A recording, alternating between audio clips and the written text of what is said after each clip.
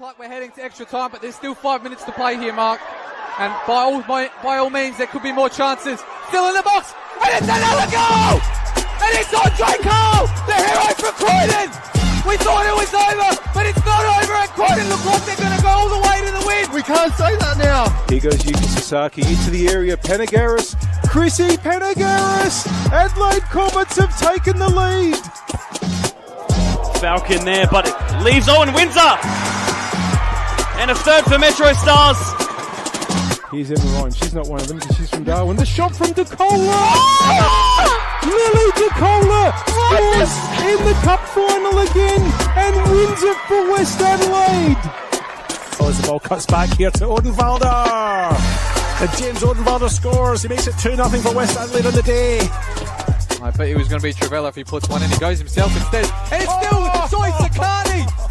It's unbelievable, David, as well. And that one is definitely going to be credited to him. Will have to be chased down by Rapawano. He'll put in a cross of his own. Hobbs wasn't able to capture it. It's in! It's not the one that seals up the Atletico promotion. I got the skills to make the girls sing, and the geezers too. Yeah, we're doing this thing. Hello, welcome back to One Game at a Time for another season 2026, our third year of doing this. Somehow it's lasted that long. I'm Seb O'Neill, once again joined by my co-host. And as always, as we started for some reason last year, my question first to David, keeping in theme, what was your favourite thing to do in the off-season, David? My favourite thing to do in the off season, I went to a bunch of games, and I went over to the UK for a holiday, and I went to a bunch of games over there. So just being a football fan in the UK was great again. And I watched some non-league stuff right up to Champions League stuff. So I went to see Manchester City and Borussia Dortmund, and I went to Auchinleck Talbot and somebody else with a crowd of about 20. So I guess my favourite thing to do in the off season was just to go to football with my dad as well, which was really important to me. with my dad and just watch some football. I guess that's it. Absolutely. And Alessio, for you? Yeah, I watched some football as well. Interstate, I watched Perth Glory in Melbourne against Melbourne Victory, and probably my favourite thing though is probably being able to eat a lot of fun food and trying a lot of different steak Fritz places all around Adelaide and elsewhere as well. That's probably been my highlights. Very good. And Mark Talbot thought he was too good enough for us for episode 1, so he hasn't come. He's busy with work, so he wasn't able to join us, unfortunately, but I'm sure he'll be back next week. So you're stuck with the three of us for our first episode, unfortunately, for everyone. Don't have the expertise of Mark Talbot, if that's what you were tuning in for. But as always, we start off with our picks of the week. David, do you want to start? No. I can't remember what my pick is. What is my pick? You made a document about it, remember?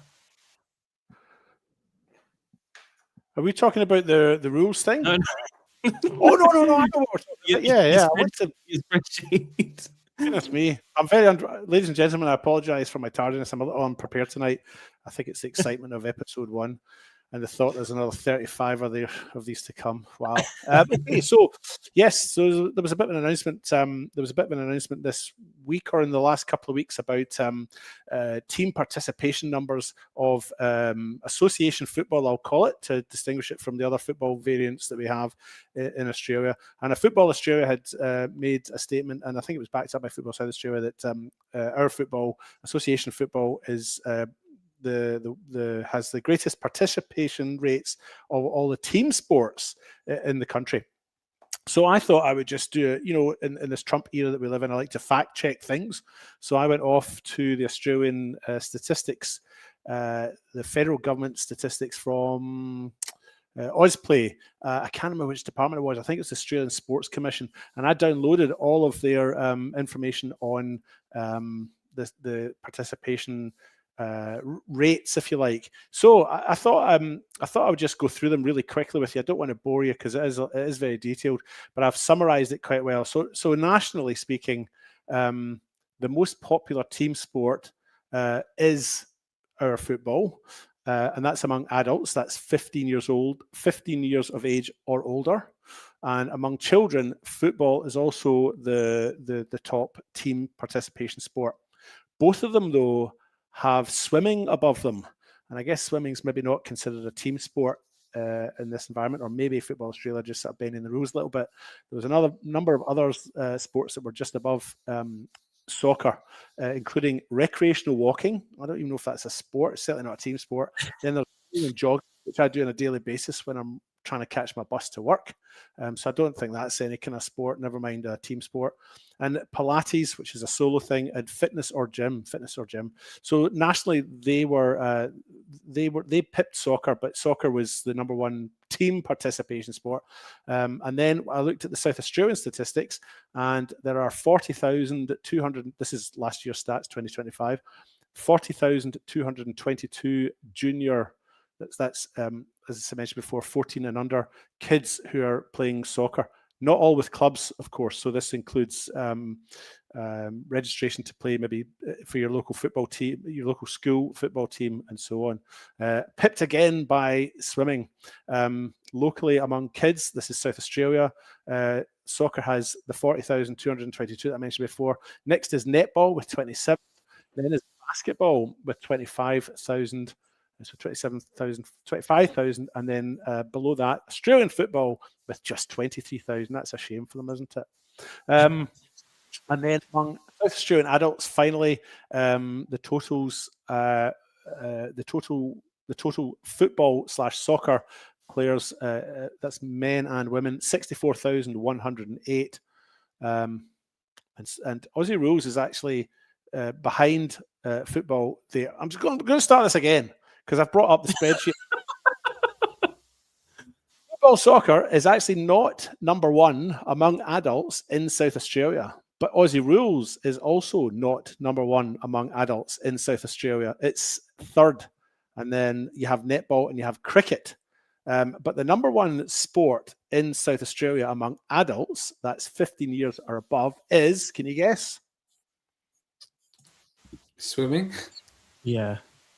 Swimming's not regarded, I don't think, as a team sport in this situation. Swimming is above again, so is cycling and tennis and so on. But the big one that's immediately above football, our football, is basketball. So according to these statistics, in South Australia, there are 65,511 registered basketball players. And soccer has just over 1,000 less at 64,108. So a quick summary for you. Nationally, soccer is the biggest participation team sport amongst adults nationally and children nationally. It's also the largest participation team sport amongst kids, that's 14 or under, in South Australia, but it's not the largest participation sport amongst adults in South Australia. That is to basketball. And that concludes my pick of the week, which I've completely forgotten about. And I feel You had two, David, which you also forgot about. We had one of our own scoring over in England. Oh, yes. And that brings me nicely round to my... I should have written these down, shouldn't I? That brings me to my second pick. Rachel Quigley scored for Wolves again at the weekend, but it was a bit of a banger. And Seb's got some footage, which isn't really helpful for anyone who's listening. But if you are watching, cross comes in. She's unmarked right enough, but look at that for a take. And she wheels away in great delight and celebrates there. So she's still going. I think this is her second season at Wolverhampton. Not sure she enjoys the winters too much over there from what I can gather, but a fine goal and well taken as well. Absolutely. Thank you for that, David. Thank you for your picks after you remembered them. Oh, Always helpful. I'm so sorry. I'll go next. I'm gonna complain for a minute about scheduling. I was very frustrated for the fact, obviously Friday night we had the Adelaide United game against Perth Glory, which ended up winning.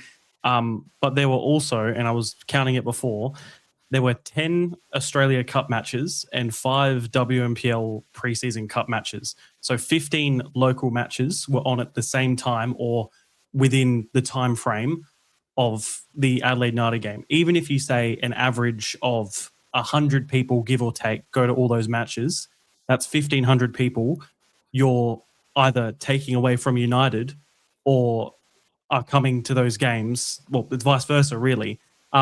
And I think it's just really, it's a disappointment because I think especially for one of those games in particular, Playford versus Elizabeth Downs was probably on that Friday night the one everybody would want to go watch. It's a northern derby, it's a local derby, and something to look forward to.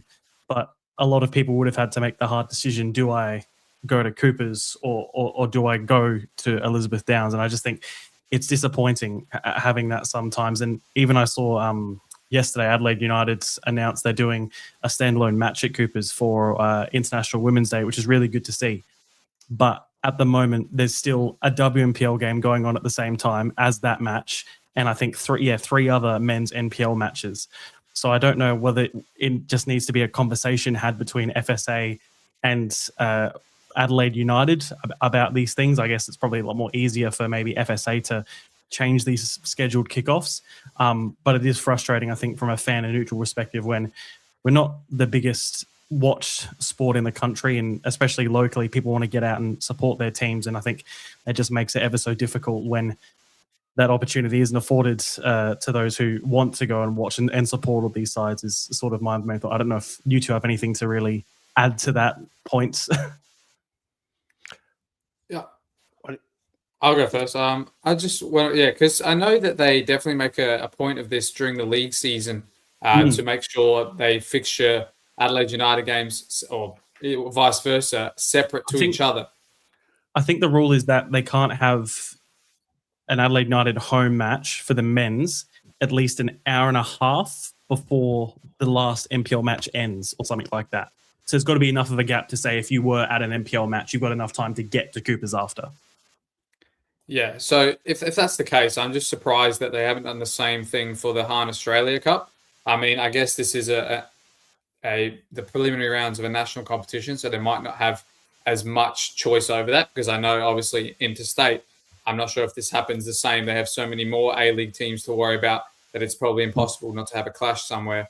But I'm surprised that, in an official competition, because I know most of the preseason, they would have avoided most of the Adelaide United games if possible as well. Obviously, some didn't. But for the WMPL, on the other hand, that is technically its own preseason competition. So maybe it's just fixtured in whenever they can prior. and that's not one that pops up when they're making the A-League fixtures to watch out for. But yeah, I was just surprised that they didn't in the Hard Australia Cup figure that out and have it at a different time. But I guess maybe it's Football Australia's scheduling rather than Football South Australia's. True. David? Yeah, I mean, it was an inconvenience. It was disappointing because I was at Hindmarsh and I actually, despite the company I kept, Seb, I would have probably rather been at Playford than Elizabeth Downs, just out of curiosity. But at the end of the day, I think, I have a bit of sympathy for the organisers because at the end of the day, it's all very well looking at the fixtures and trying to work out a clash that doesn't fit. But sometimes it's logistically just too hard. They've probably got other things they need to focus on. The only thing I would say is that possibly the Friday night Football South Australia games, the Cup games, could maybe have been played on the Sunday. I think the temperature on Sunday was 25. The temperature on Friday and Saturday was 35. So there was even maybe grounds in terms of the weather to shift games to Sunday. But at the end of the day, it's I don't really have. It's frustrating and it's annoying, but I don't have an issue with it. I think these things happen, and this Friday night, Croydon are playing Para Hills Knights, and Pulp are playing as well at the same time. There's a clash. Maybe I should ask Pulp if they can play on Saturday instead. Also, ironically as well, at the same time as that game, away Adelaide United play against Melbourne Victory, which of course can't be controlled, but another sort of funny quirk of how it all works for the Friday. Alessio, on to you for yours.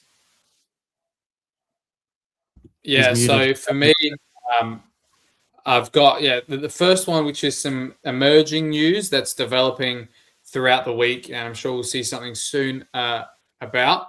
But at our case, what we've found so far is that Metro Stars will have a different name in the dugout for this weekend. One of their assistant coaches will be taking the reins for this weekend, which is a bit of a change up from previous. But it's an interesting developing case to come into round one. But I'm sure more of that will come out in due course by the relevant authorities. But that's just an interesting one that we've found just coming into this week. Otherwise, I forgot, did I have another pick, or is that just later talking about Cup games? We can. At least it wasn't just games. We can either talk about it now, or you can talk about it when we talk about the Cup games. We can talk about it when we talk about the Cup games. That's all I've got for now. We'll see more of that, I'm sure, later on. Easy. All right, we'll go on. No get. Seb, can I just offer an official apology that we are so disorganised tonight? I feel we've let you down, we've let the audience down, and Alessio and I will aim to improve as the evening progresses. It's the first episode, so I guess we're a little bit rusty. It's what happens when Mark's not here. There's no cohesion between. You got to have all four to combine. I know, it feels like a broken family, doesn't it, without him? Yes, no guest this week, but we thought we would have a chat. Obviously, new season starts overall on Friday in the MPL and the WSL, and the State League 1 starts this weekend with the WMPL next week and the State League 2 a few weeks later. We got to have a media night where sort of all of us commentators and photographers got together on Monday, although Alessio, you didn't turn up for whatever reason. I'm sure that was more important. But we got to hear some good things. One of the things we got to sort of be taught the newer laws of the game, which, David, I'll go on to you about, because it was quite an interesting thing to hear about and actually have taught to us. Yeah, so Andrew Murray, who presented, was very engaging, did a great job. I even suggested he might be good if he came on here and did it, but he didn't respond. So there's a couple of changes to the laws of the game for this year. The first one that I wrote down was crowding. Now, if my memory serves me correctly, this relates to crowding the referee. So in the case where a referee's made a decision that's felt to be contentious by Team A, the rules are now that overcrowding the referee will be penalised. Now, I can't remember. I think the signal used to be crossed arms like that. Now it's arms raised. You can't really see it with the funny background I've got just now. And then the instruction is that the referee will speak to the captain, and if the captain is the person who's the instigator of the trouble, then another player, a vice captain or whatever. I notice a lot of teams now have got captain groups these days. Instead of having, my day, you generally had one captain, maybe a vice captain. Now there's like 6 or 7 players in the park who are all captains. So I guess the referee would take one of the other captains aside. The second rule change is this 8-second goalkeeper a rule that's already in place in places where the season's already underway or the season's already underway. It comes into effect in South Australia this season. So that's where if the goalkeeper holds the ball for longer than 8 seconds, a corner kick is awarded against him. So he has to release it within 8 seconds. Although there is some leeway, isn't there? If the goalkeeper catches it and goes to ground, he's got a couple of seconds there where he gets the ball under control and the 8-second count starts once he's back up on his feet and ready to dispense with the ball, sort of thing. So it's a corner kick if your goalkeeper hangs onto the ball for more than 8 seconds. I'm sure everybody knows all these already. Then there was one about the dropped ball, but I can't remember what the rule change was there, Seb. Can you? It related to previously it was whatever team was in possession when the ball, for example, struck the referee, the drop ball was uncontested and given to them.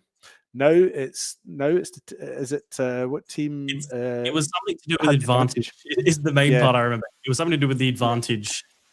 Is almost different. So it's whichever team has advantage at that point where the ball has, in that example, struck the referee. And then the fourth one was the double kick of the penalty, which I've never seen. And so the double kick of the penalty, where, for example, a player runs up, maybe slips, goes to strike the ball with their right foot, and in the course of the slip, the ball hits their left foot before it goes on. And if it goes into the goal, the instruction is to retake the penalty. And if it misses, the instruction was an indirect free kick from memory, wasn't it? So benefited by you get benefited by scoring. It was really strange the way it was worded or something. Yeah. So if you score, you get another chance. If you miss, you lose the chance. Yeah. Well, you don't lose the chance. You get an indirect free kick, so you still have possession, but you don't have another penalty. You do? It's not the goalkeeper that gets indirect free kick? That's what I thought it was. Sure. Well, the goalkeeper gets indirect free kick. So you lose the chance if you mess it up. Why do we talk about? We're hopeless. I'm hopeless. That's how it makes sense, because I've seen it happen before, and they disallow it, and then the goalkeeper just gets a goal kick pretty much. I guess that's because that's what I was trying to say. How it was like if you score, you get a second chance, but if you do it and miss, it completely goes. Yeah, this is why we need a referee on here, isn't it? One day. Anyway, the 4 changes. All I did was write down the names of the changes, and then I was trying to do the rest from memory. I apologize again. I haven't done too well there either. How much longer are we on? We've still got a bit to talk about. And then also, I was provided, obviously, since we are the media and we are some of the broadcast team, I imagine that to those listening, they might be interested to hear about things that are happening within, I guess, our space and sort of that side of the game. So I have dot points. I'm going to read them out. I didn't write these, so they're going to be filled with nice wording. So don't blame me if it seems really positive and all that sort of stuff. So the first one I got was all RA, MPL, and Apex Steel WMPL matches will feature Football SA broadcast with live commentary, lifting the overall quality and consistency across FSA competition. So every single match this season in the men's MPL and the WMPL will have commentary, which is great news for us because that's good work. But it's also a testament, I guess, not to praise ourselves, but we have a large enough team to be able to cover. I remember it was probably an achievement sometime early last year where we actually, for the first time, we were able to cover a whole round of NPL and also WMPL. So that's really exciting. Is anything to add to that for the either of you? No, I think it's great to see, especially for the women's game. I know a lot of those players have been asking for more commentary on their games as well, more coverage. And it's great that we can provide that now. And it's good that we can provide a lot of opportunity to new commentators as well to join the space in both of those leagues. And I'm sure we're going to keep progressing from then on. We'll welcome those introductions as they come.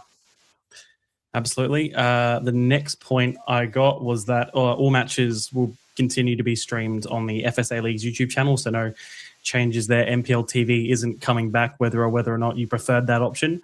But yeah, all on YouTube. So easily accessible, all free to watch, which is best case scenario, I think, especially at our level. Nothing too much to add there. 2 these 2 dot points are probably the most exciting ones. Football SA will deliver multi-angle and replay coverage for selected marquee fixtures throughout the season, providing enhanced storytelling and deeper club exposure. So in 2023, we had the match of the rounds, where every single round in the NPL, the men's NPL, there'll be a big broadcast, producer, multiple cameras, commentary, etc. That will be happening roughly about once a month for both the men's and the women's as well, because the women's haven't really, I don't think they've ever had it apart from grand finals and cup finals where they've had a big multi-camera broadcast. And I don't know if this is exclusive, but that will be starting this Friday with Croydon versus Para Hills. It'll be a big broadcast, pre-game show starting about 15 minutes earlier than kickoff, which David, yourself, Simon and Johnny will be on. Are you excited to be on that for once again having a big broadcast like that in the regular season? Yeah, I'm excited. I'm a little, truth be told, I'm probably a little bit anxious about it, a little bit nervous. It's straight into round one, isn't it? It'd be nice to, break yourself in gently, if that's the right term. But no, it's exciting, and I think the game deserves it. My personal opinion is that we maybe don't need to broadcast every single game. But if we are going to do that, then treating one as a feature match or a match of the rounds makes perfect sense. So no, it'll be good. It'll be good for the game, and it makes it easily accessible. I just hope people keep coming out to games, so don't sit at home and watch every game. Come out to the odd one. That would be my message. But yes, excited. Absolutely, and I'm sure you'll have a lot of fun on Friday as well at Croydon. Big game, and I think the first round of the WMPL, there's a double header at Service FM on the Friday night. I can't remember the 2 fixtures, but I think that will also be the first big broadcast for the WMPL, which will be very exciting for that, David. Just say that it's really good that the WNPL is getting these feature matches as well, because we have done this past, like you mentioned before. We did it 2 years ago, maybe even 3 years ago. I think me and you did one when it was also on Channel 44, but the match of the round for the women's was basically, it was just commentary, and it was just like a normal other game, except it was the match that was chosen on Channel 44, whereas the men's got the big broadcast with multiple cameras, etc. Yeah. So I think I can't remember what I was going to say now, but yeah, I think it's great that the women are getting a feature match with multiple cameras and replays and so on as well. And it would be good if we had one game on Channel 44, because that, people who, don't really have an interest in our local game, it's a lot more accessible for them. I mean, I know lots of people near where I live. I live in an Australian rules hotbed, but they would click on and watch some of these games if they were on Channel 44, but they wouldn't if on YouTube. Absolutely. So still very good to hear about those big broadcasts, and sure will be. Alessio, you have anything to add? No, I think it's great. I mean, again, a lot of people have called for this as well. They're kind of wondering why some games are picked for the dual cameras, why not more of them are. I know in other states that there's a lot of club broadcasts that have multiple angles. So I think the more we see of it, the better, and the more it makes the games as well, and big for the players as well, I'm sure. And I think another point to add to this overall thing is that I think here, for us in particular, we are very lucky at times with these big broadcasts and everything. Even the likes of NPL Victoria, New South Wales, they don't get to do these big broadcasts and have all the luxuries I think we have here, which I think is a really interesting thing, that here in South Australia, I think overall, in my opinion, our broadcast quality and that sort of side of it is much higher than some of the other states. So just happy to be a part of that once again. And then the last thing, which I guess for those watching other NPLs that have started around the country, there will be a new broadcast theme for the 2026 season. So different graphics and different ways the production is controlled. So sort of similar looking to the Australian Championship sort of design. And again, if you want to have a sort of rough idea, look, it just looks like the NPL Victoria New South Wales one, except I think it just has red and blue for South Australia for the member feds instead. So goodbye the old graphics. Were you guys fans of the old graphics, or are you happy for a change?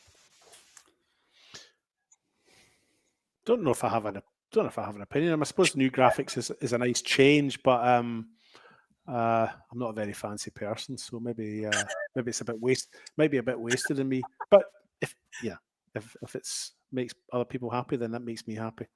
Well, I think another thing with it'll have a lot more statistical info, and it'll also be a lot more tailored to commentary as well. Whereas, stats will come up on screen as we're talking, and we'll be able to reference those stats too. I think will be a big change as well.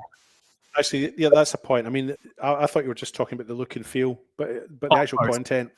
Yeah. So the content is good. So, sorry, Seb, I'm off my game tonight. But yeah, no, I think that additional content is invaluable. So yeah, no, that is good. I thought you were just talking about the look and feel. Sorry. I was initially, but Alessio, any opinions either way? No, I think the stats is always something I really enjoy. So to see more of them, more accurate ones pop up on screen more often, I think that would be great to see. The look and feel, it's changed so many times since I've been a fan of it. So I don't really have a look either way. As long as it's legible, as long as it's easy for the viewer, then I'm happy. So those were the main dot points I was given. We'll mention as well, because I think it was a big point of contention last year. The AI cameras, they're still here, and they will be used. I think even more so than last year. Although I think the entirety of the men's NPL first round, all the games don't have an AI camera, which I suppose for those either way is either good news or bad news, depending what you think of it. But clubs are slowly getting more and more AI, not more and more, but more of the clubs are getting an AI camera installed. So more games will have that. I guess we've had it assured to us that it should be better than last year. I think we all still have our sort of not concerns, but our worries about how it will look and how it will, especially from our perspective, how it will run. But we've had reassurances, and hopefully, David, I think you did quite a few, or maybe one or two last year. Hopefully, it's better, at least for us and the viewer. Yeah, I certainly did one at TK Shutter for the women, sorry. And that was an absolute nightmare. It was a rainy day, water got into the camera, so the camera couldn't focus. Then there were issues with it tracking the ball. Even on a clear day, I remember I did a game at Flinders United played in. Coti Rojas scored a goal, wheeled off to celebrate, and the camera was still following the ball in the net. Its ability to be able to zoom and pan wasn't great, but like you say, we've been told it's improved. I mean, I can't do it anyway because I don't have. We need other things like laptops with an internet connection and so on. So I don't. It's a long story, but I don't have all the equipment to be able to do it anyway. So it's not just I'm not just not doing it because I don't fancy it. I want to see what it's like first because we put our names to it, I suppose. So I want to see what it's like first, but I can't actually do it anyway because I don't have the kit. Because you need a laptop with an internet connection, don't you? Yeah, something like that. Yes, I don't have. I've got a laptop, but it's a long story about my SIM card and my phone. But yeah, so those are sort of the main points, I guess, about broadcast and the media side. For those interested in that, there will be some changes, mostly all positive, I think, for us on our end, and just sort of looking forward to this week and getting it all started. We will go on to next the results from the past week, which we've already had. Starting off with the WSL preseason cup final was this time last week on Wednesday night. Adelaide City coming out 3-1 winners against Sturt Lions. Millie Scott scoring twice, one of them being a fantastic free kick. And of course, funnily enough, they play each other in the first round of the WSL this weekend. Sky Tucker also scored for Sturt. She was probably one of their best players in that match. The way she was able to get past players almost with ease more often than not was a really fun thing to watch, and just made it so much more entertaining. But David, I'll go to you on this. It was a very competitive match, and I think the three matches which they'll play on WSL this year, I think they could go either way. Yeah, I mean, I wouldn't write Sturt off. We've already had our review show where we talked about how well we thought Adelaide City would do, and I think I still stand by what I said before, and that I think Adelaide City will probably win that league, but I don't know if they'll win it with a clean sweep. I think a side like Sturt has the potential to take points off them.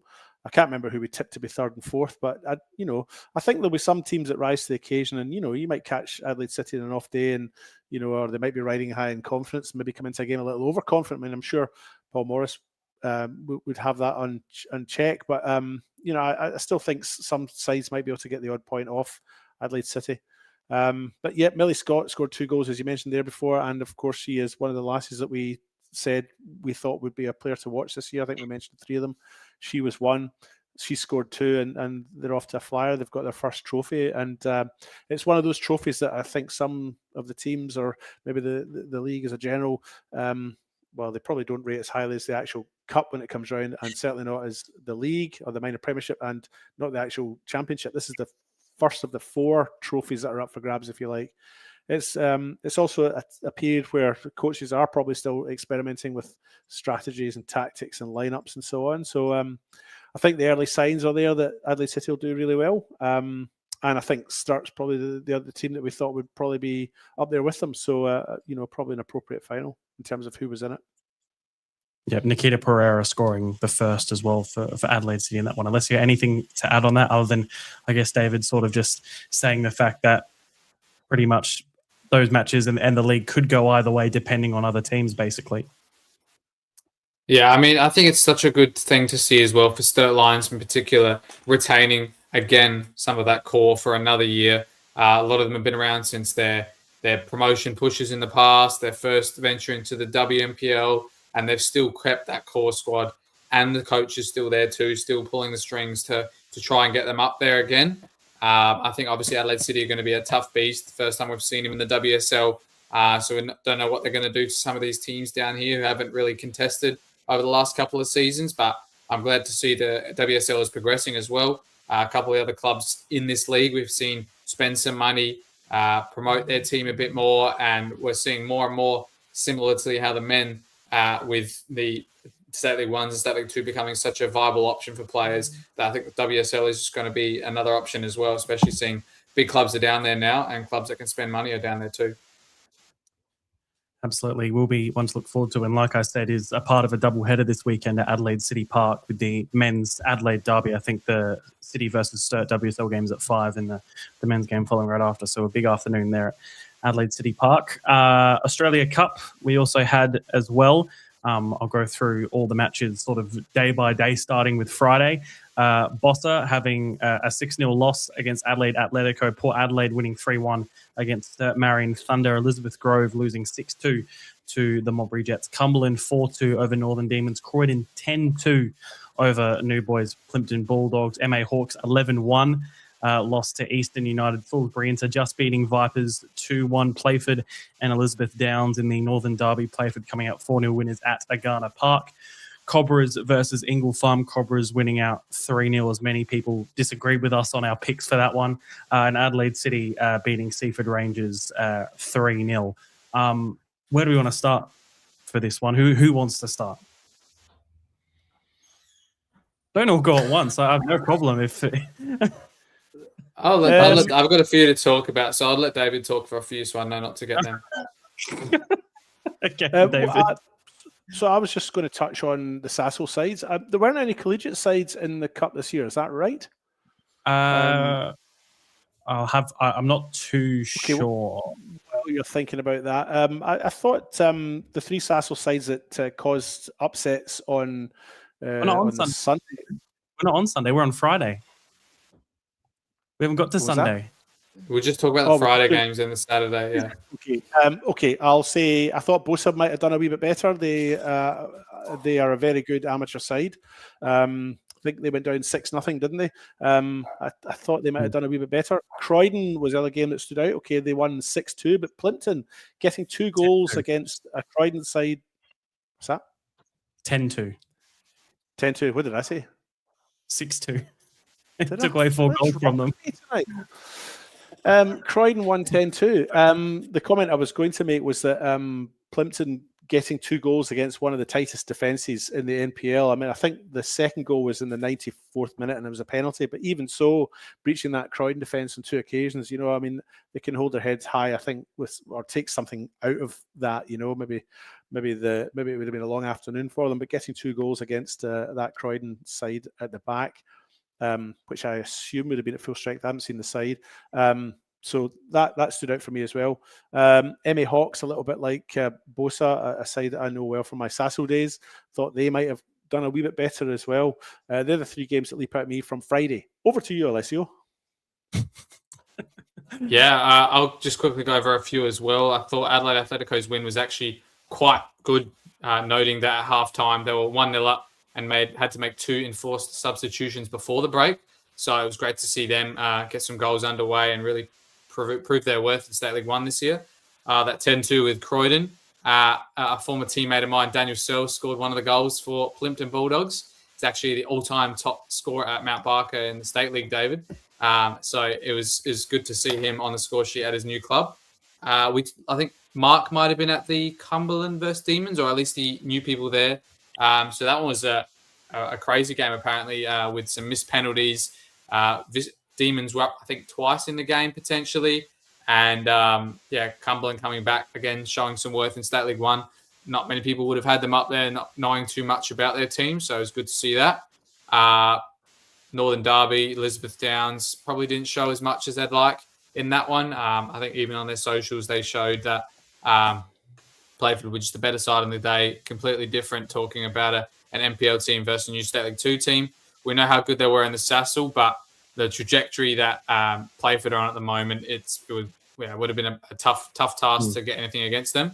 Good crowd, though, Seb. It looked like it was there. Were you at that game? So you're at the Adelaide United one. Yeah. So like you said, crowd's always going to come too. Yeah, a great thing to see as well. 2 maroon and white kits, both the opposite way. I love to see that. It's just the colour of the North, I think.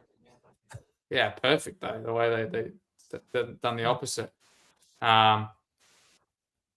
We'll look through some of these highlights as well, but good to see some players on the score sheet as well. Penendis, I think he's the new team captain for 2026, taking the place of Daniel Ryan. So it's great to see him still leading out the boys. We know what an attacker he can be and how lethal he can be in these leagues. It wasn't too long ago he was winning golden boots in teams that wouldn't even make finals. So it's great to see him still leading them out. And as well, it's good to see a lot of these players still sticking around Playford as well. There's some names in this team that have been there since the State League 1 days a couple of years ago, and even some that might have been there from the State League 2 days. So it really goes to show how great they've been and how hard they've worked at it to stay in a side that's now in the top flight. It's going to be good to see as well this pitch, Seb, playing in official federation games. It's going to be a lot more fixtures there during the year. Yeah. And I'm sure there's going to be a couple of big ones as well in the north with some of those new Sassel teams as well. They might have played them elsewhere in their histories. So it's going to be great. I think it's a great pitch and a great place to play football there at Argana Park. So that'll be a good one to see. Otherwise, elsewhere around the league, I think it was as expected. Most of us picked these results anyway. It was great to see Sturt Marion Thunder get a great goal. I think I saw it on their socials against Port Adelaide, a volley from a player who I think his sister scored in a preseason game as well for the same Sturt Marion women's team. But that was good to see. Otherwise, Eastern United, I know they were not too happy with my predictions. I did tell them that I was actually the one who predicted they would score the most goals against MA Hawks, but they still said not good enough. You didn't pick 10 or more goals. So, no, it was good to see them get some goals on the board, and I think I saw their highlights as well until there was some really calm finishes. I mean, it looked like they set down the defence and almost passed it in on a number of occasions.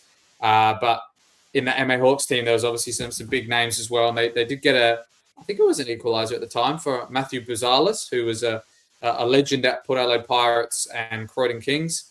And then even our good friend there at Pega Sports, Costa Mantis, he was playing there for MA Hawks as well. So it's good to see them in the cup as well. And I'm sure, I think some of those players are happy to get another senior game accredited to their official figure as well. I think a couple of them are on 300s or more. So, yeah, that's all from the Friday. We'll go on to Saturday. We started early on Saturday at 9 a.m. for Old Ignatians versus Salisbury United, 3-0 to the State League 1 side. And then we didn't start until about 4:30 in the afternoon. We went to Titans versus Beergrad. That was a 1-0 win for them. Gawler made the trip down to Blue Lake where they had a 2-0 win. Fulham and Cove, Fulham winning 4-1 away in the south. Whyalla and Narracourt, the big 7-hour fixture. Whyalla winning 3-1 up there. Adelaide Olympic beating Gambia Central down south 8-0. Adelaide Croatia Raiders only 1-0 against International Soccer Club. Of course, they had to travel down to the Limestone Coast last year, and I think it was Mount Baby 8 or 9. So better from the Mount Gambier clubs. Mount Barker having a 4-2 win against Anglevale in extra time. Comets and Vista 5-2 to the NPL side. Pontian 2-1 against West Adelaide Raptors. And I'll start with the general conversation. This one, Adelaide Uni versus Brassfoot.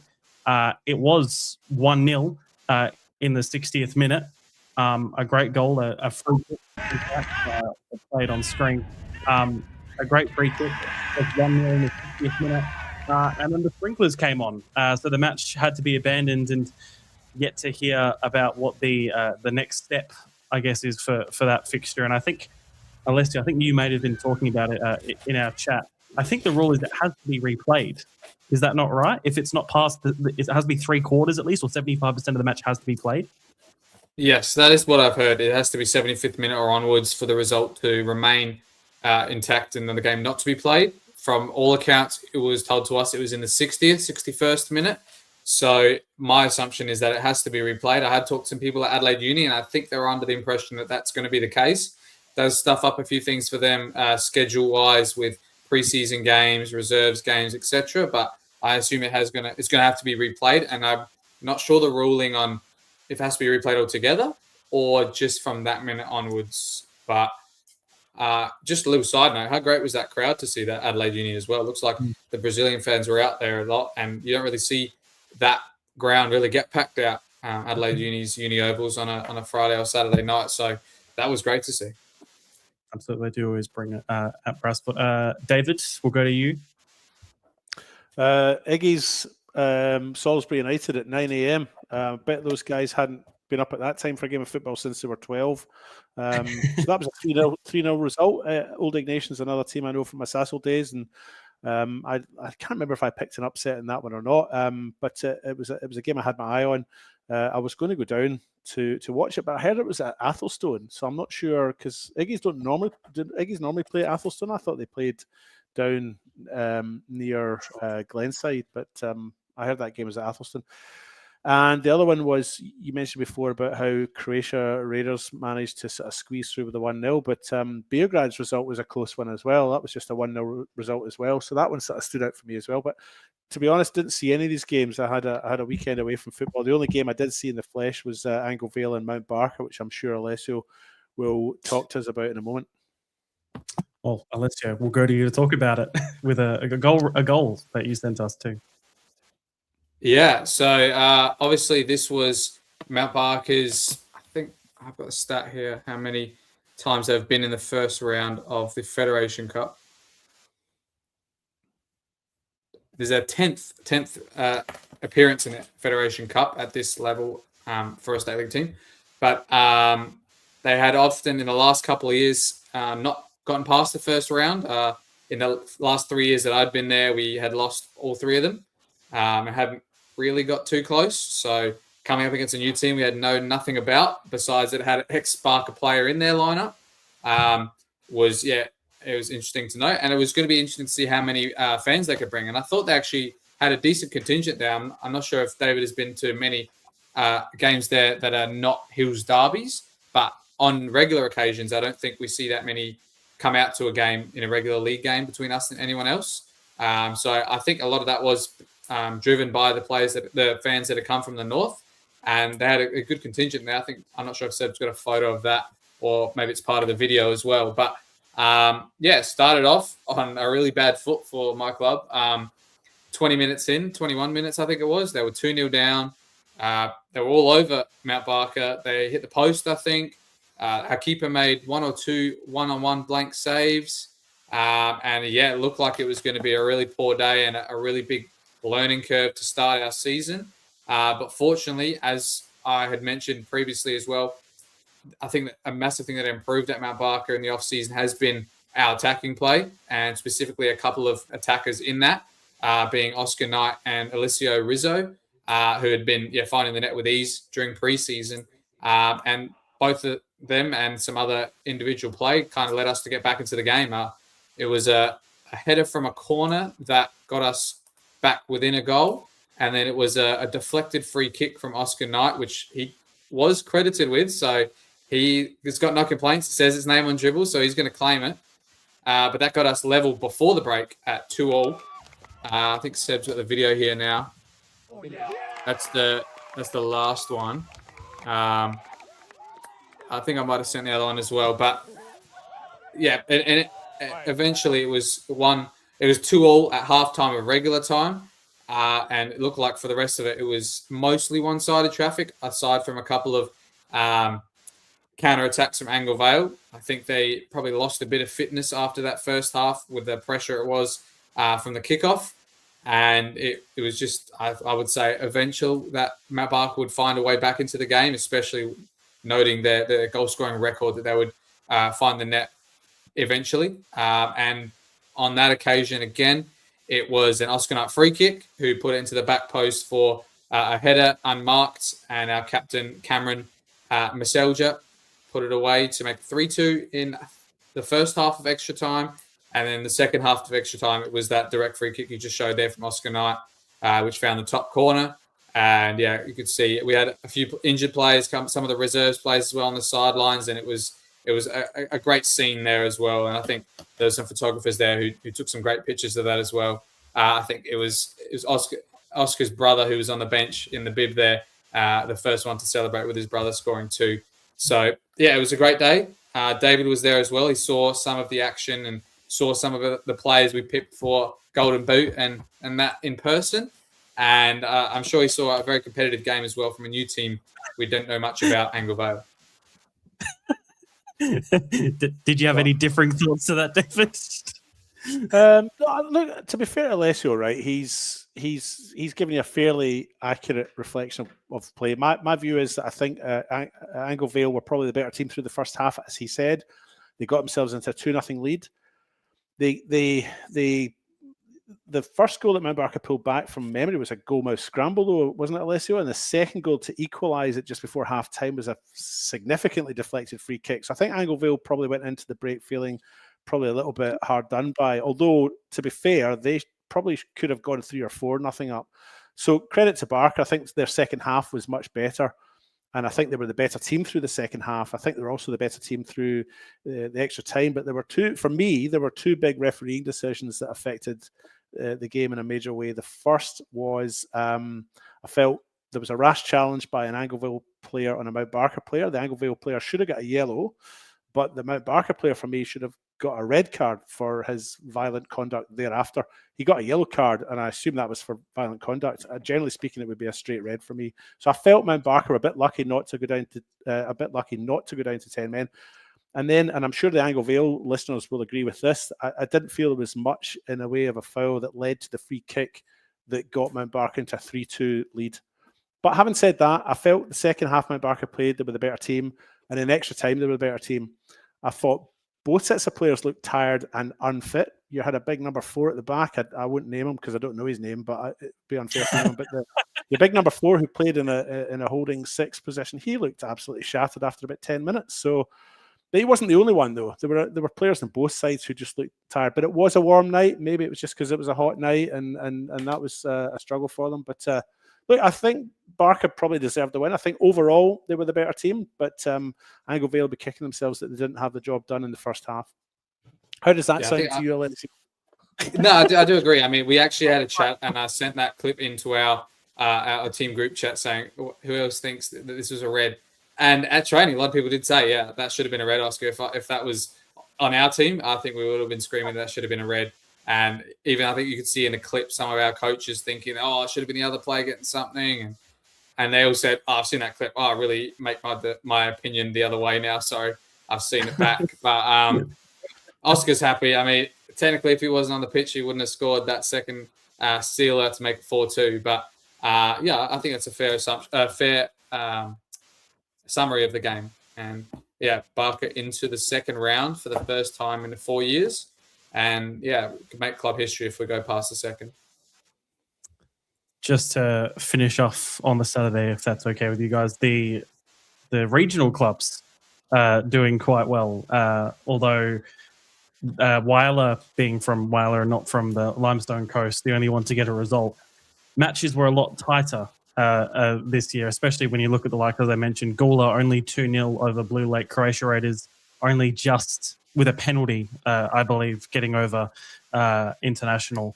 So, again, not sure whether you look at it, I'll go to you, David, on this, whether you look at it as the Limestone Coast is improving or these teams maybe aren't up to standard. Honestly, I didn't see any of these games, so it's really hard to make a decision or a call on that. I would imagine that they're both, they're similar sort of areas. They're regional areas. They would have the similar sort of demographic. I don't know how one could be better or worse than the other, or how one could be. How can you measure improvement when they play a one-off cup game? I guess is the point I'm trying to get to. Occasionally, these teams will meet each other in the cup. They play a one-off game, and then we do this sort of comparison between regions, and it seems a bit unfair, both on them and maybe on us. I couldn't make a comment on what these teams are like. I've never seen any of them. Sorry. You're full of opinions tonight, David. Alessio. Yeah, I think I need a couple of episodes under my belt before I'll get into my refinery. I look forward to your commentary this Friday then, if this is how your first one of the year goes. I might pull a sickie. Alessio? Yeah, talking about some of the regional teams. I mean, Whyalla, I think they do have some decent names on their list. I think he's a player coach, or no, maybe his dad's got the same name as him, Phil Cash, who used to play at Adelaide Victory, Adelaide Comets, and a couple of those clubs, and he scored a couple of goals in that game. And I guess, it goes to show that 1-0 for International Soccer Club. Maybe you could say that potentially as well, that maybe Raiders were a bit higher in expectation. It's in our predictions than they may eventually be. But otherwise, I think there was some great contested clashes on that Saturday as well. I wanted to point out that Modbury Vista versus Comets game. Again, Vista were up 2-1 at halftime, and then it came back Comets later on in that game, and I think a couple of their players sent out a warning sign to us to let them know that a couple of us predicted Vista win or predicted Comets low in the table, that maybe they got something to say about that. So we're happy to be proven wrong.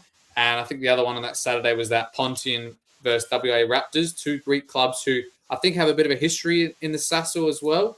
And it looked like there was a big crowd out there that night.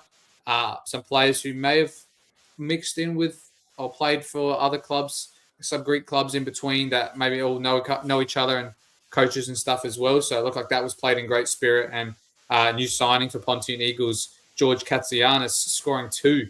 I know he's an avid watcher of the podcast as well, and he liked to hear his name on the podcast. I think it was last year when he was scoring a couple of goals for West Adelaide early part of the season. So I'm sure he's happy to get his name back on the podcast as well. And Pontian's one that made a couple of signings in the off season that we weren't aware of until we saw it later on. Yaz Sudic has come across, Spokey Jack from Western Strikers, Marco Muhaha Wenimana has come over from Olympic, Brett Saville, former Hawks and Barker player, David, and Corrado Mushi, who was at times the number 1 for Croatia Raiders in the NPL last year. Yeah. So some great signings for them, and maybe someone that we should look out for in the State League 2 North season. Absolutely. Are we done with the Saturday? We move to the Sunday. Only 3 matches on the Sunday. All amateur teams against FSA or State League teams, really. Para Hills East winning that one 2-0 against South Adelaide. Para Hills West with a 3-3 draw after extra time and down to 10. And then winning 5-4 against Adelaide Blue Eagles on penalties. And Tea Tree Gully with what seemed towards the end a comfortable 3-0 win. Ended up being 3-2 with 2 additional time goals by the Adelaide Hill Hawks to make it 3-2 in the end. Where do we start? The 3 amateur teams getting the better of the State League teams was exciting to see, I think, for all of us. Alessio, I'll go to you on this. Yeah, I think, we had always talked about the last couple of seasons the Para Hills. There's about 4 of them now, and it seems like the State League team's the one that does the worst. But there's Para Hills United, Para Hills West, and Para Hills East. Seem like some clubs on the up with great players, a lot of consistent performers in the Hahn Australia Cup as well, and they've just both knocked off another couple of teams as well. I mean, we're disappointed to see that Para Hills East had to play a team they already had faced in the cup, but that goes to show that the first time was so nice they had to do it twice. And they won 2-0 against South Adelaide again, conceding no goals and clearly winning.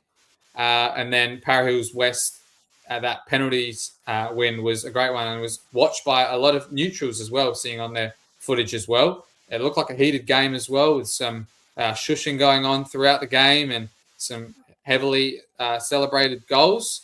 A couple of mistakes with a couple of them as well. Mark's not on here, but one of those Para Hills East goals was a big clanger from the goalkeeper for Blue Eagles. But massive to see Para Hills West go in. And I think a lot of State League teams are going to be very wary of both of these guys in the next round. And I, for sure, as one, don't want to pick them in the next round, or not get them drawn against us in the next round, because they are, I would say, at least State League 1 quality. David, I'll go to you to finish off. Tea Tree Gully, like I said, we're 3-0 up in the 90th minute and conceded 2 goals late on to the Hills Hawks, but still ended up with a 3-2 win in the end. Yeah. My mate's cousin was playing in that game. I don't know if you know him, Seb, but look, there's nothing much to talk about there other than the result. Really, again, I wasn't at this game, and I was planning to go along and watch it, but pulled out in the end.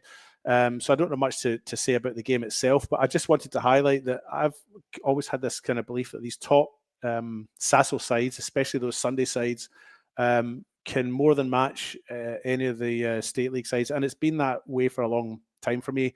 I've felt for many years that that's the case. I think the Saturday SASO sides, the ones we talked about before in Bosa, MA Hawks, Old Ignatians, maybe a bit disappointed they didn't do better because they are good sides. But these Sunday SASO sides, just proving again for me that the best of SASO is every bit as good, and in some cases better than State League 2, and in the case of the Blue Eagles game than State League 1. I like a cup upset, so I hope they do quite well in the next rounds. I think it might depend a little bit on who they face. I mean, if they come up against a raging Croydon side, for example, then I don't think they'll have much luck. I wouldn't pick them. But if they come up against another State League 2 side, I would certainly pick one of these SASO Sunday sides to win. And I would certainly probably think twice about them against a State League 1 side. So well done to the SASO sides. I played in that competition for a long time, and I'm pleased to see these teams doing well. Absolutely. I think it's your mate's cousin and also his brother play for Tea Tree Gully, just to correct you there. My mate's brother and my mate's cousin played for Tea Tree Gully. Do you know them, Seb? Oh, maybe. Tell the audience, you must be a little bit proud. Your brother and your cousin both playing in that game and coming away with an upset win. Oh, I wish at least one of them scored, make it a bit exciting. But no, very excited. Brody and Daniel. Brody, my brother, Daniel, my cousin, very excited. And hopefully, I hope they get an NPL team in the next round just to see the level, and make it a bit exciting to watch for myself. When's the draw made for the next round? Daniel Wayne? Yes. He's an ex-Sturt player in the State League and NPL maybe too, and Bacala. Yeah, there's a few players in that team who have had some State League experience as well. Liam Anderjanto as well. Yep. And Jacob Butler-Bowden, of course, played for Adelaide City and Adelaide Olympic. But another one as well we saw in that Hills Hawks lineup, Daniel Hosking, back from retirement again, scored a late goal after coming on. But yeah, some interesting results. Absolutely. I'm sure they won't want to. Not sure. Oh, okay. I thought if we play on in Easter weekend, there is a break, no fixtures that weekend. I think we do play then, but otherwise the next round after that is, I think, Anzac Day. So perfect. Well, again, can't wait for more cup action and hopefully more upsets is the exciting thing to see. All right, we'll go through this weekend that's coming up, the first round for the WSL State League 1 and Men's NPL. As we did last year, we'll pick one game from each to do our predictions live on the show, and then the rest we'll post after. Starting with the WSL, the game which I think almost the obvious one to predict, Adelaide City versus Sturt in round one. Again, a bit silly, but could almost be title deciding if you want to put that much on it. I'm going to go for an Adelaide City 2-0 win. The trouble with predictions is you want to pick a couple of upsets, don't you? And if City are going to lose a game this year, it's going to be against the likes of Sturt. Sturt will be out for revenge for the cup final. I'm going to go for a draw in this one. Do you know where it's being played? It's at Adelaide City. At Adelaide City Park, it's a part of the doubleheader. I'll go for a 2-2 draw. I mean, I think City should win it, but I'll go for a 2-2 draw because I want an upset. I've gone the same 2-2 draw. Alessio? Oh, did you hear it? Oh, sorry. All right, next. It maybe delayed a bit there. I didn't know if you heard it or not. All right, State League 1, round 1. Let's go for Salisbury versus Cumberland.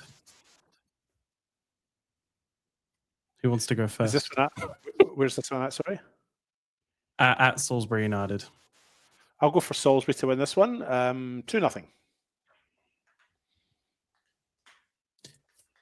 I'm going to go for Salisbury 3-1. I've gone Salisbury 2-1. And also the WMPL Preseason Cup final is this Saturday afternoon. West Adelaide versus Metro Stars, which was decided about the team that finished top and second in a table where they played a couple of games and was decided that way. I'm going to go for a West Adelaide 2-0 win. I'll go for West Adelaide 3-1. I've gone West Adelaide 4-1.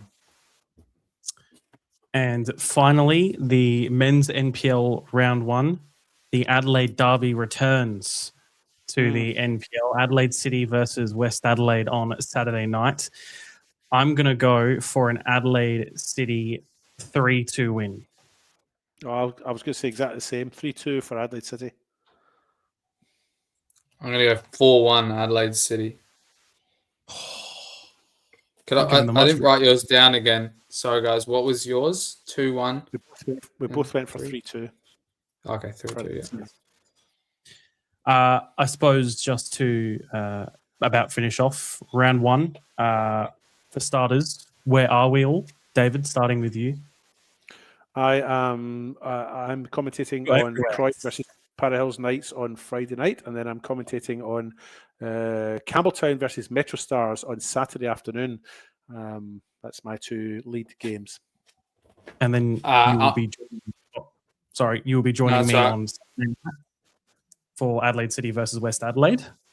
Yes. I'll be at Beergrad versus Sturt Lions on a Saturday, and then I'll be at Blue Eagles versus Cove on the Monday night. Yes, very good to hear. State League 1 in round 1. Good job, Alessio. Gives everyone something to watch on a Monday night. Well, yeah, we obviously the fans didn't really get to see some of the statistics that we do in the off season, but it was those Monday night, Thursday night fixtures that peaked the most viewers of the season, besides obviously grand finals, cup finals. But yeah, they're the ones that a lot of people watch. Not many people do have training on a Monday, and most of them will be done by 8:30, so they'd at least tune in for the second half. You just doing it yourself? At this point, yes. I've reached out to a couple of people, and we'll see what we can do. But I was hoping to get some recently retired players from last season on for this one, especially seeing as some players had played for both of these teams. Hopefully we can get that guy on. But yes. open call right now to anybody who's free on Monday night to join Alessio. Did you want me to tell you about the scores from the last week of our predictions? Oh, actually, yes. Do that. I forgot we did those. But Yeah, yes. what was that? Yeah. The cup, yes. So we actually all were quite successful in these. All of us got a perfect score in one game or another. First, we'll go with David, who picked up 20 points in this round. And his perfect result was the Gawler result. I think it was 2-0, was it, I think? Against Blue Lake. Yep, he picked that one. He picked up, obviously, 17 other results that he picked the correct winner for. I think that's right. Must be. Maybe we just close the predictions for 2026 now then. I'll give Seb yours. You got 21 points. And you picked one correct perfect score, being the Whyalla 3-1 against Naracoorte. Yeah. Picked up elsewhere 18 other results. Mark, who's not here, he picked up 26 points and 4 perfect score lines. Wow. He picked the Pirates 3-1 against Sturt Marion. He picked the Salisbury United 3-0. He picked the Hawks 3-2 loss. And he picked the Pontian win as well. So he's leading. Yeah, no, he's leading with 26. And myself, I got 25 points. I also picked the Hawks 3-2 lost. I picked the Cumberland 4-2 win and the Whyalla 3-1 win. So still relatively close. But yeah, it was great to see so many perfect results from a round where it's really hard to pick a perfect result in games that can go as long as penalties. But yeah. When you say still relatively close, we've actually only had one round. Yeah. So I'm still in it. I've still got a chance. And still like 20 more weeks or whatever it is to keep your streak going. That's pretty much us for our league. I am seeing some things in our chat asking us about who we think is going to win leagues or whatnot. We have whole hours dedicated to that, which are still relevant up until, in case of the men's MPL on Friday night, the WMPL also for another few weeks in the state leagues as well. So if you haven't seen those, still go watch those season previews. A lot of work went into them and give you plenty of information that I think is still relevant, and I think we will pretty much also stand by for the most part still all the predictions we made. Absolutely. I was just going to say, actually, look, we do these predictions. We put our heads on the chopping block a little bit. So we welcome all comments, and we like reading all the comments as well. But I, for one, stand by all the predictions I've made. And if you don't agree with them, put it in the comments. Let me know. Tell me I'm an idiot. But yeah, let us know. I welcome it. I think it's great that you all talk about it. I can tell you. Yeah, I mean, if you disagree, invite us out to your ground and show us what you got. We're happy to go to any grounds, commentate at any of these league fixtures that are live streamed as well. And if you could change our mind about your league prediction, then we're all ears. Absolutely, that's a good way of putting it, Alessio. I like it. Pretty much us. Anything else for the two of you to add on? Nah. No, make sure you tune in this week. Make sure you like, subscribe, keep following us. We're posting stuff every week, every couple of days as well. So keep interacting. And if you did like to invite us anywhere, it'd like to show us more about your club if we don't know too much about it, we're happy to be there, and we're happy to learn more about some of these new clubs especially, and maybe some of these clubs that have just come into the MPL. If there's a lot of new faces we haven't seen, we're open for collaboration and ready to start the season. Absolutely. Very much looking forward to it. Again, Mark Talbot will be hopefully back next week. He just thought the episode 1, he knew how it would go, so he just thought he'd let it, falter for a week, and he'd come back for the second week when we're a lot more smoother with how we do everything. Yeah, he went at the top of the ladder in the predictions, and he thought it was too big time to come on, so he just said, "See you next week," and I hope I'll still be top. Yeah, absolutely. We will see him next week. Other than that, again, thank you two again. We'll see you next week. Yeah. Enjoyed looking forward to doing another 30 or so, however many weeks of this we do again. Oh, man, I hope they're not like this one.